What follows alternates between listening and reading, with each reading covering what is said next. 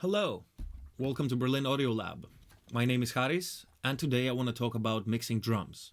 I'm going to show you three different approaches. The one I call the bottom-up approach, the other one I call the hybrid approach, and the other one is the top-down approach. I have a rock session here, so we're going to be listening to loud, roomy rock drums, but these approaches work regardless of the style you're mixing. Let's dive right in. Let's first listen to these three approaches. We're going to start with the top-down approach, that's drums 3, and we're going to be listening to the bass line along with it so that you get a vibe for the song.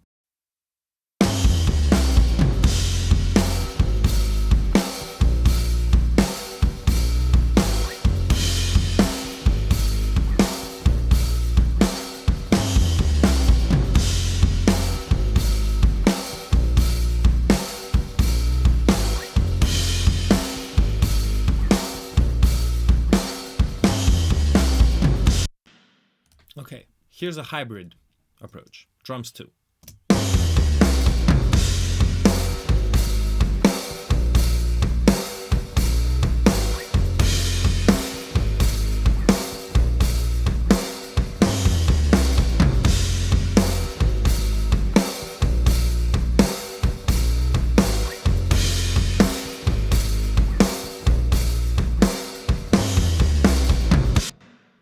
And finally, drums 1, which is the bottom-up approach.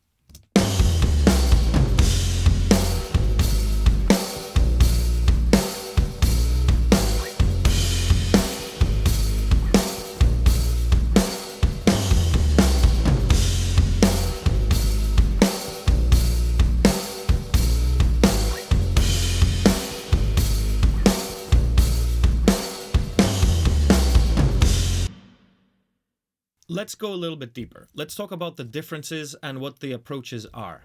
I'll start with drums 3. Drums 3 are these faders here, dark blue. The main philosophy of that mixing approach is that most or all the processing happens on the drum bus. So you can see there's very little processing on the individual tracks. There's a couple of gates. These are just on the snare under mic and on a kick drum mic. There's this EQ and there's another EQ. Very simple, nothing crazy, just really light. And a bunch of trim plugins to reverse the phase on the room mics. That's the top-down approach. What that means is that you start from the bus, that's the top, and you work there until you get either 100% of the way there or most of the way there. If you can't get all the way there, it's only then that you go and address individual problems on the individual mics. But you'd be surprised how much mileage you can get out of just bus processing. Let's listen to the raw drum recording. Here it is.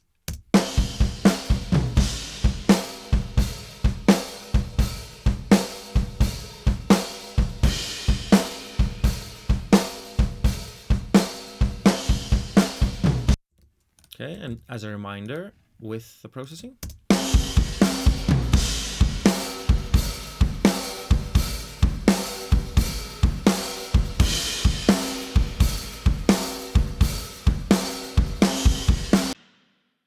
Let's see what the bus processing is. There's this API 560 EQ, very light. There's this very new compressor by this company Analog Obsession. They make really great plugins. There is this True Iron plugin. Then there's a Bax EQ. And finally, a FabFilter EQ. Let's see what this compressor is doing.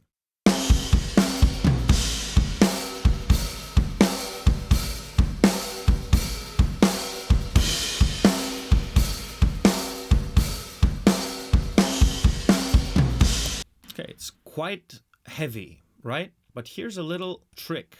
If you want to rely on the bus processing and you are mixing this kind of drum kit that you want it to be really explosive and roomy, you gotta compress heavily, right? At least I have to compress heavily. Once you do that though, you lose the punch, especially on the snare drum. It starts sounding flat and far away and has no push to it. Here's a great way of getting around that problem. You'll see here I have a send on all these individual tracks called the Drums 3 Direct.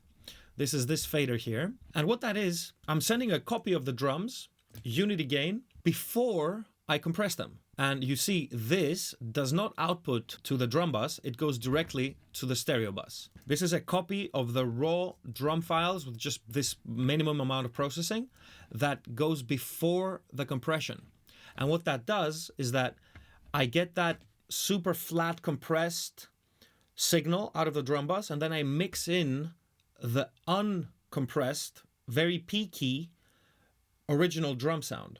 It's exactly the opposite from parallel compression. So I'm going to play you drums 3 with and without the drum direct. Listen for this kind of compressed nature of the snare drum. It feels flat and far away and has no punch. Listen for it.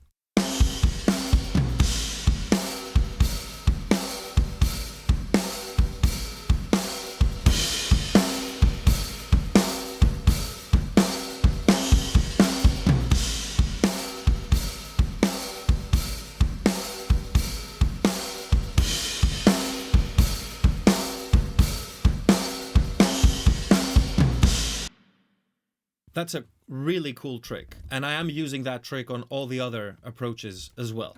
The only thing I didn't talk about that's interesting about this track, these are the room mics. And this is a little thing that I like to do if I don't have like a big, very live room to track in. This was a big room, but it's a big kind of dead controlled room. So let's listen to the room mics unprocessed.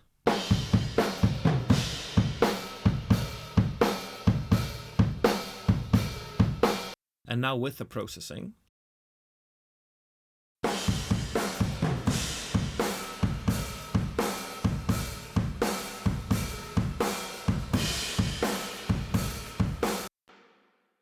This is a room bus here.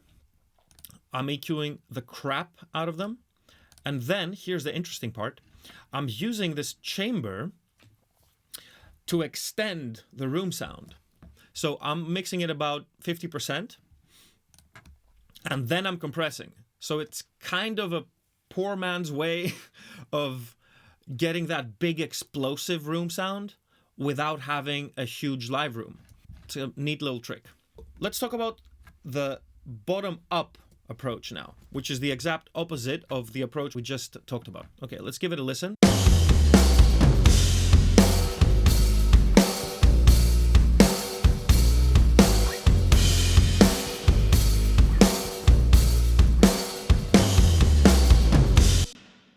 So much more hyped, much more defined. Here's why. This approach is the more classic approach that most of us use when mixing. So you start by listening to the individual faders and you adjust each one like Lego. You build the drum sound and then you process the bus. So you start at the bottom and then you work your way to the top. I'm not going to go through all the individual mics, but I'm going to walk you through the major key differences. So first difference is that I'm using a sample on the kick drum, and here's how this sounds. The sample is meant to be the room of the kick drum, is not meant to replace the kick drum. So here's the kick mic and the sample together. Same deal with the snare. Here's the snare sample. Again, I'm using it for room. I also have a snare bottom mic, which is gated. Couple of toms. They're not a major player in this section of the tune. Then overheads, I'm EQing. Notice I'm EQing on linear phase mode. I'm going to talk about that in the hybrid approach much more, but keep that in mind. And compressing.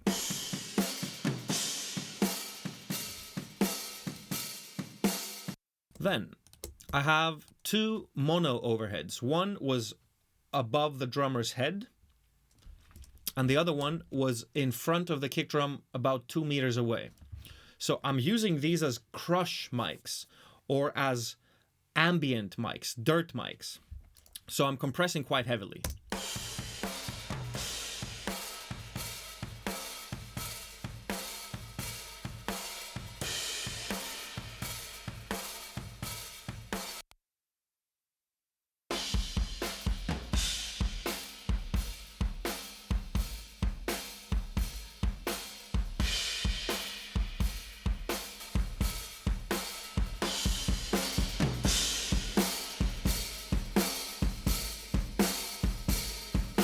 The overheads sound really crunchy. The reason is that they're hitting this tape machine here.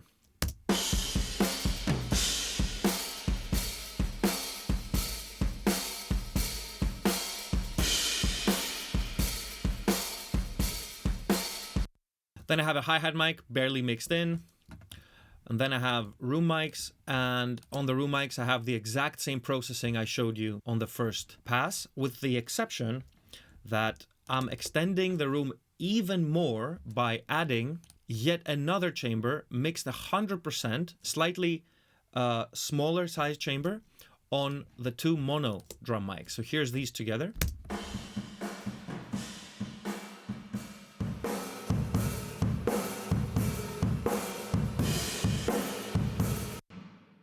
So you get this massive kind of room sound. You got to be really careful with cymbals there. That's why I probably, yeah, here you go.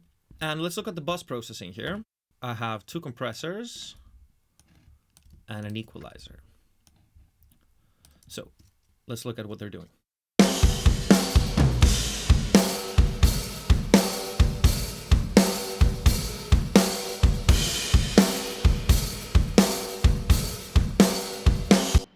Not a lot. And you don't need to do a lot because I've already kind of dealt with most of the problems on the individual tracks. So you remember that compressor on the overheads? Really smacking them like 5 or 6 dB? That's why I don't need to compress that much on the drum bus. Again, notice drums 1 direct. That's exactly the same thing I showed you before. This is this fader. Let's hear with and without. That's a really cool trick. So without the drums direct.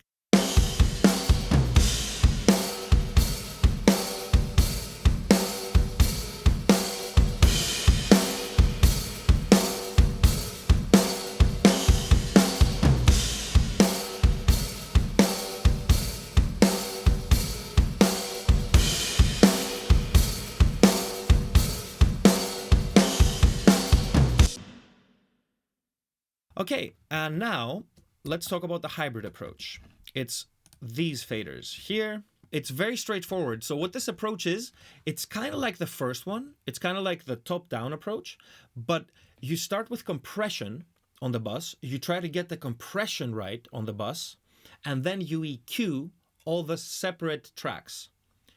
So the difference here is that you're using the drum bus to get the glue and the pumping that you want, but you don't really force yourself to get the tone right as well, just on the drum bus.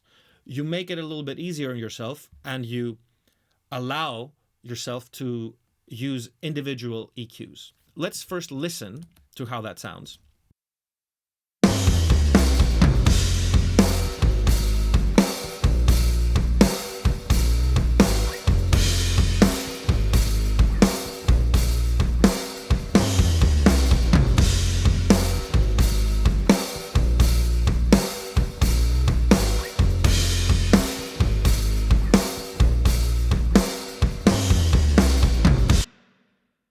So what I'll do is I'll bypass the bus processing so that we can listen to just the processing on the individual tracks.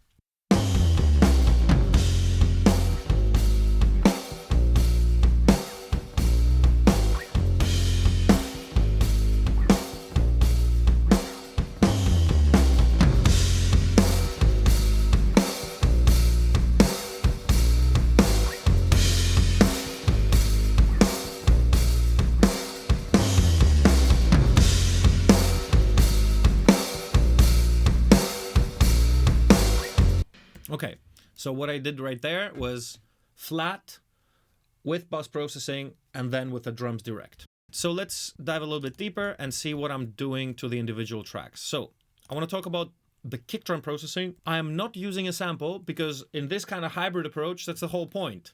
You don't get to use samples. You're just getting rid of problems, but on the individual tracks. Okay, so one problem I had was that I was missing some sort of sustain from the kick, right?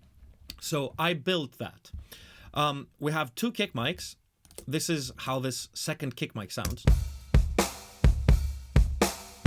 So I'm gating it. I'm EQing the crap out of it. then I'm distorting it, and then I'm using a reverb. And this kind of creates the sustain that I was missing.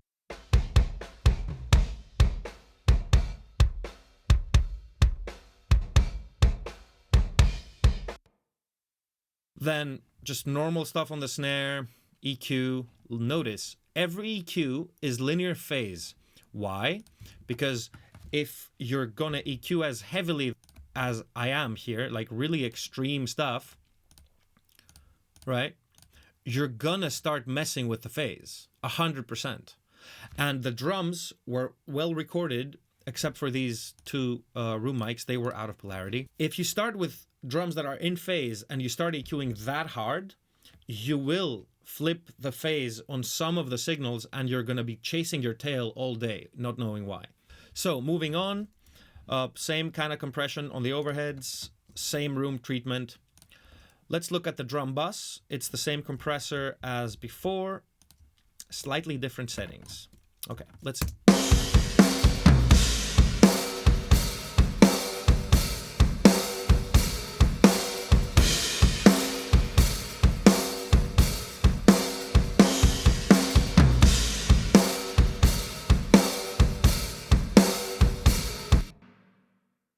That was the hybrid approach.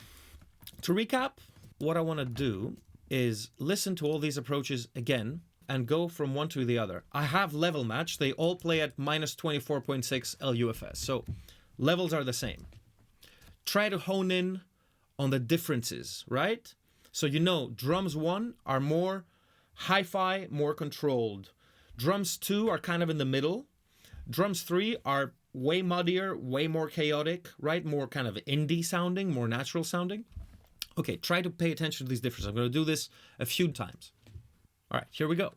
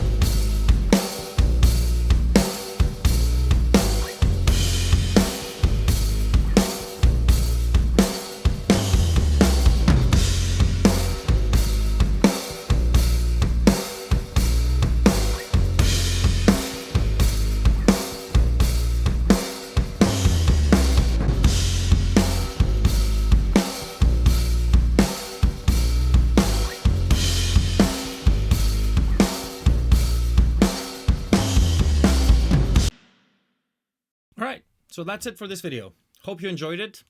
Please like and subscribe. See you next time.